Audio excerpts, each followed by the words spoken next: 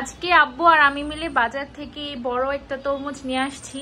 আর বাইরে এখন অনেক বেশি গরম পড়ছে, তো গরমে এরকম ঠান্ডা ঠান্ডা তরমুজ খেলে অনেক ভালো লাগবে। আর তরমুজে আমরা জানি পানি অনেক বেশি, তো আমরা হচ্ছে কেটেই নিয়ে আসছি। মাশাআল্লাহ অনেক মানে ভালো পড়ছে তরমুজটা, একদম লাল। আর আম্মুর ভাষায় এটাকে কি বলো? বাল্লা বাল্লা। হ্যাঁ বাল্লা বাল্লা পড়ছে তো মানে একটু বালু বালু, তো এরকম হলে ভালো হয়। হ্যাঁ, আয়দাও তরমুজ মাশাআল্লাহ অনেক পছন্দ করে। আম্মু হচ্ছে এখন এটা কেটে ফ্রিজে রাখবে, কারণ ঠান্ডা ঠান্ডা তরমুজ খেতে অনেক ভালো লাগে। বাইরে থেকে আসলে যখন ফ্রিজ থেকে খুলে এরকম ঠান্ডা তরমুজ খাওয়া হয়, তখন মন প্রাণ একদম শান্তি হয়ে যায়। গরম বেশি না, তোমার তরমুজ ভালোই পড়বে, কারণ গরমের মধ্যে সব ফলই তোমার মিষ্টি থাকে বেশি। আজকে সকালে কোনো নাস্তা করিনি, তো ডাল ভাত, এখানে ডাল রান্না করলাম টমেটো দিয়ে। আর এখানে আলু ভর্তা, তো আলু ভর্তার জন্য পেঁয়াজ ধনিয়া পাতা লবণ নিয়ে নিলাম। আর এখানে এসে জলপাই নিচে একটা, আর জলপাই তেল নিচ্ছি। আর এখানে কালামরিচ দিয়ে ভর্তা করব।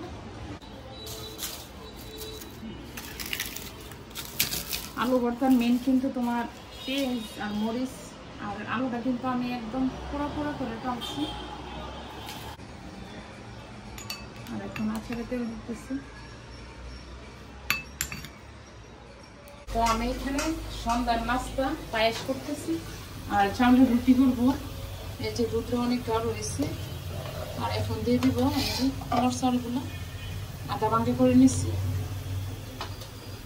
আর দুধরা যত জাল হয় পায়েস তত স্বাদ হয়। নিয়ে নিচ্ছে দুধ।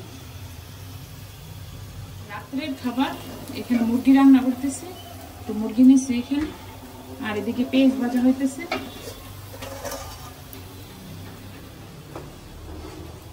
আর আমি এখন পায়েস দিয়ে দিই। তো আমি আধা ঘন্টা করে রাখছিলাম চাউলগুলো দিয়ে দিই। আর এভাবে দিলে চা খাওয়ার জন্য তোমার অনেক সময় দেখা গেছে চা হয়ে যাবে। তো এখন মুরগিটা বসাই দিতেছি। এখানে আদা রসুন দিয়ে দিচ্ছি। আর এখানে হলুদ, জিরা গুঁড়া, ধনিয়া গুঁড়া, লবণ, এলাচি, দারচিনি, তেজপাতা দিতেছি। আর এইদিকে পায়েস মনে হয়ে গেছে প্রায়, না? তোমার ঘন হবে।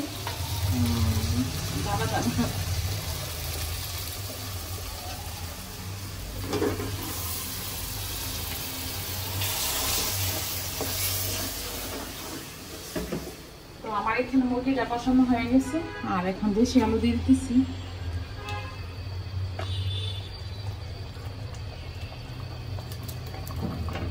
আর দেশি আলু দিয়ে রান্না করলে অনেক স্বাদ লাগে, অনেক ভালো লাগে। তো মুরগি তরকারিটা হয়ে গেছে। তো আজকে একটু বোনা বোনা করে করছি, তো যেহেতু রুটিটা খাওয়া হবে। আমি এখানে হাঁসের ডিম বোনা করে নিয়েছি। তো অন্তরব্বু আজকে আমাদের বাড়িতে গেছিল, তো বাড়ি থেকে নিয়ে আসলো। আর হাঁসের ডিম বোনারও কিন্তু অনেক স্বাদ। এই যে ধনিয়া পাতা কাঁচামরিচ দিয়ে দিলাম। আর এখানে ঢেঁড়সের ভর্তাও করে নিচ্ছি।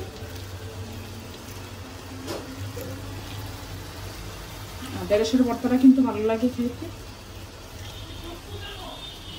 আর গরম, অনেক গরম, গরমের জন্য রান্না করা যায় না।